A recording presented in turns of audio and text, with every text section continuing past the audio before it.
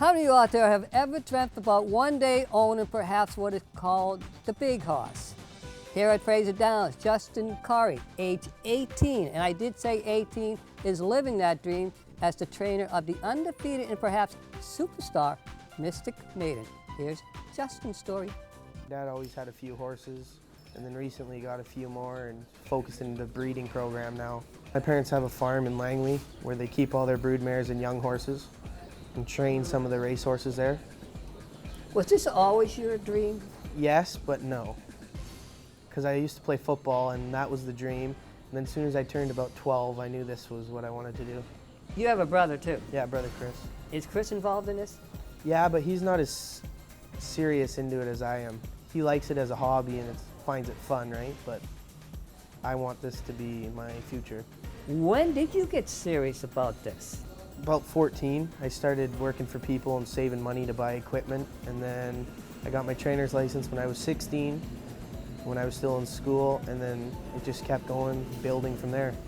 Was it hard to get?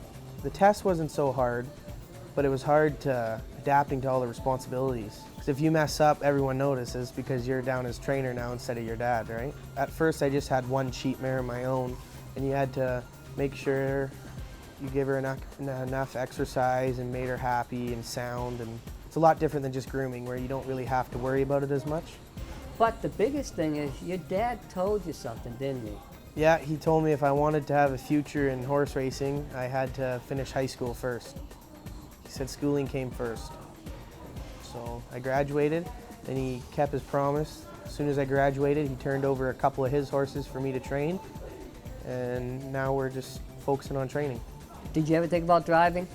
Yeah, but I like the training part more, but I'm gonna eventually try driving, and if I'm any good at it, I'll keep doing it. If not, I'll just stick to training. I'm too competitive to not be any good at it. What's the enjoyment about training?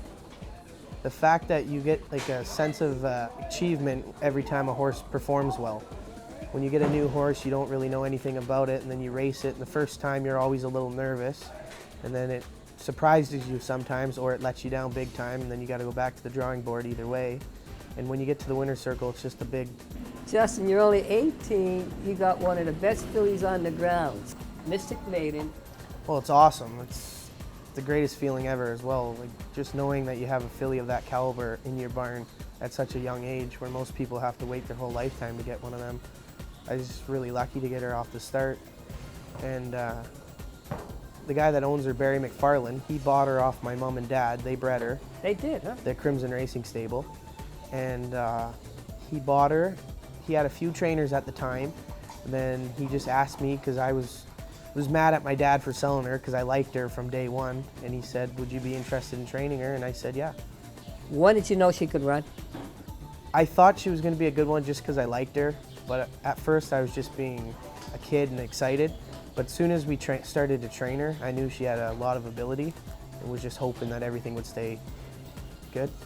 And it's Mystic Maiden. Hoot on, hasn't moved a muscle. 3 in front. She's now a perfect 4 for 4. Mystic Maiden. Right around 220 is when we knew we had a really nice filly. And then everyone else seen her and they thought she was pretty nice too. And then Dave Houdon schooled her, gate schooled her. He said she was a really nice filly. Now we should let our audience know she hasn't lost yet. How many times has she started? She started 5 pari-mutuel and she's 5 for 5. And the owner was great, so he didn't really rush us, and that's why I think it's starting to pay off. The Breeders' Sales Stakes, what was that like? She was awesome. The sales stake, it was my first real stake race as a trainer, so I was nervous, and she won the elimination very easily in the snow. Dave said she didn't really even work at it. And then the final, I was all excited for it, and then the sheet came out and she drew the 8-hole. And everyone dreads the 8-hole. We felt confident enough in her that she would win anyways, just how she was performing. But the 8-hole, I had a little bit of doubt.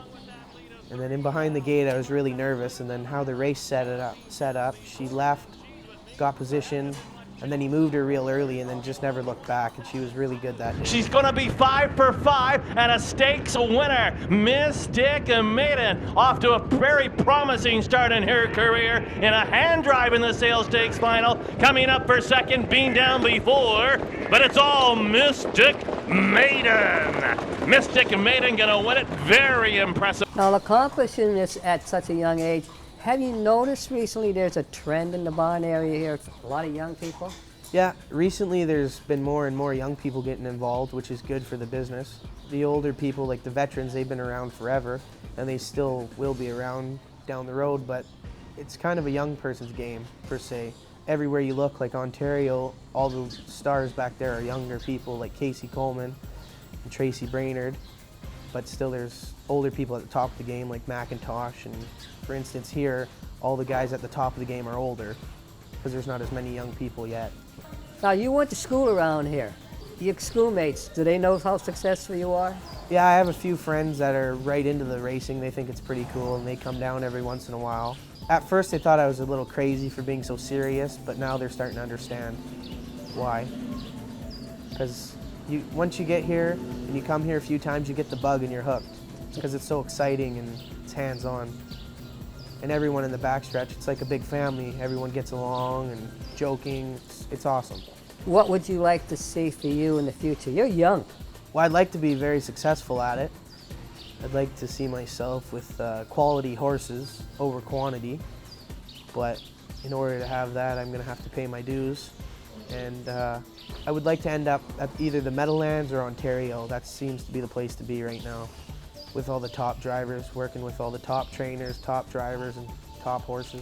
What kind of role did your parents, Angie and Brett, play into this? My mom and dad were huge into this part. They basically introduced me to it.